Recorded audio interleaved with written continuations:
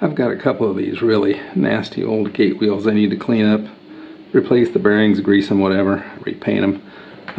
But the bearings are jammed in there. I've been working on them a little bit, but I don't have a bearing puller, so I've been working at that, and I think I've got a way to get them out of there.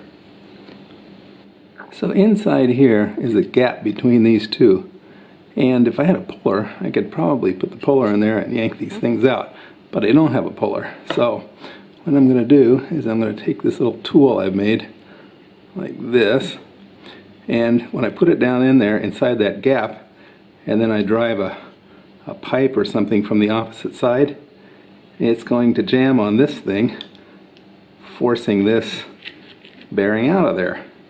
So yeah, let's do that.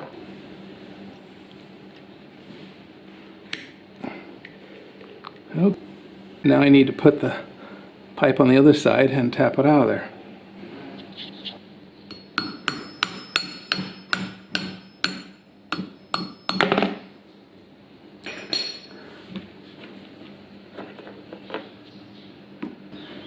Well, that's it for my DIY bearing puller. Hope you found it useful and interesting in your home improvement projects.